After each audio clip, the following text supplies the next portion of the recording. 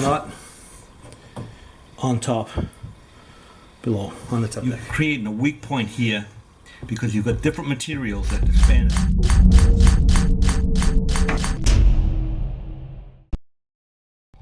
Okay, so I got a couple of bathrooms to do here. I got a tub area, and then over here, and this is someone just bought this house. It's an empty house right now, and then I got this shower to do here. So I got a tub area and a shower area to do. This is going to be a full Schluter shower, and then I'm going to be putting curdy board, which is this stuff here, on the tub area. Right here.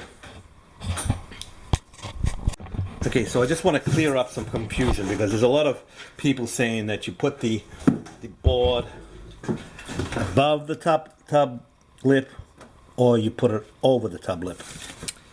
Now I'm going to tell you that you never want to put the board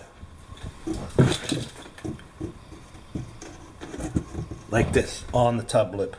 The board is supposed to sit on the tub lip like this, not like this, but like this. So if you're using curdy board, or if you're using Durock or some other cement board, you're gonna sit the board on the tub deck. You're gonna leave a little gap, and then you're gonna seal that with your preferred treatment for sealing it. If you put it like this, you're creating a weak point here because you've got different materials that expand at different rates of expansion and contraction, so you can actually get a crack in the tile here if you're not careful. So you want to sit your board on the tub deck, and like I said, if you're using Durock, you're going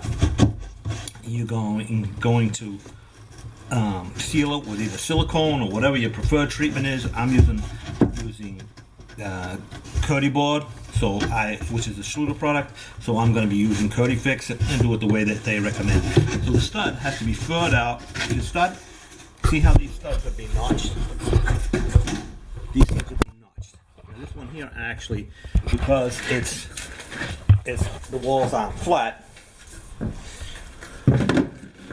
Here, that one, like I'm going to have to fur this out a little bit because I'm using curdy board. I can use wet shimming method, so I can get that. So when the board comes down, it's going to sit on top of the tub deck. Over here, it's going to kick it out a little bit. So I'm going to have to fur that out. And the same all for all these too. See these? These are done. They're all furred out. Here they actually put in a furring strip, and they put another.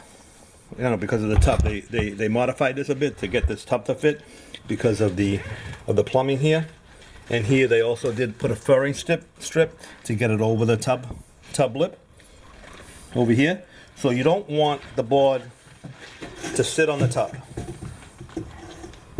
You don't want it to sit on the tub. You want it to sit over the tub. So when I get ready to install this board on here, I'm actually going to fur these studs out so that I can get it the way it's supposed to be. I'm going to refer to a method in the TCNA handbook so that there's no confusion. This is not an opinion. This is actually how you're supposed to do it. This is actually how you're supposed to do it. This is also to prevent water from going into the cavity wall, because if you've got the board on top, then you have to seal that somehow. If you've got it over, water is not gonna go over, gonna climb up and go over the lip. Now, some of these tub decks are different. Some are like less pronounced of a lip, but they all pretty much all have some kind of lip that you're supposed to put the board over, so it sits on the tub deck. So anyway, just in case you haven't seen my videos before, my name is Sal DeBlasi. I'm a tile contractor in the Boston area, mostly the North Shore. I have over 750 videos on my channel, so please subscribe and leave your comments in the comment section below. Also, if you'd like to check me out on Patreon and support me there, that'd be great. Thanks for watching, and don't forget to subscribe. Okay, so I got this board up. It's on the tub deck. Well, I got this one wall. This is one wall here. But that's how you're supposed to install it. Not on top, below, on the tub deck.